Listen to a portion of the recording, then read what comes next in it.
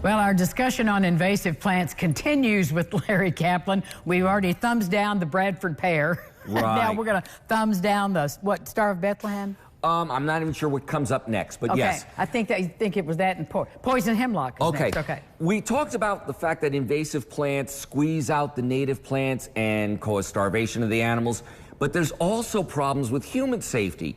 And some of these are very dangerous to people, and poison hemlock is one of them. It's pretty. Well, poison hemlock is in the carrot family. This is a biennial, which means it takes 2 years to complete its life cycle. So right now, it is the very squat rosette of leaves like we just saw. This picture now is what it's going to look like in about 2 months. It will bloom. It will then drop seed and regenerate itself. Poison hemlock is a toxin, and it has similar, not only is it poisonous if you eat it, and not too many people would eat it, but you got a lot of these wild food people who go out and say, oh, that looks like wild parsnip.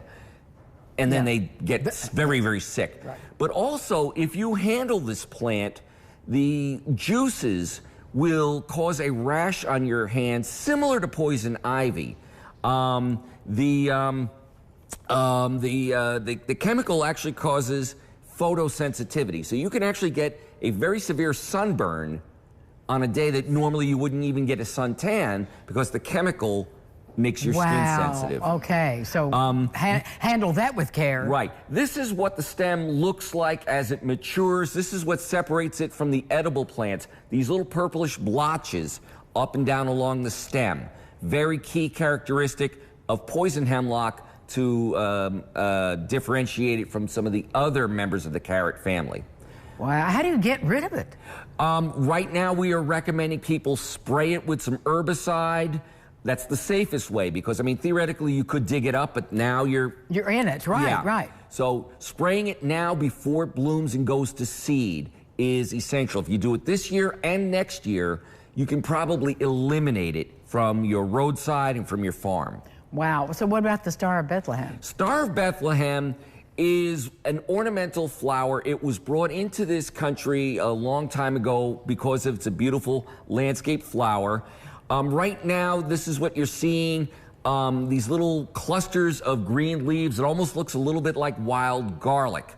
But these are thick little upright clusters. The next picture shows why it's an ornamental.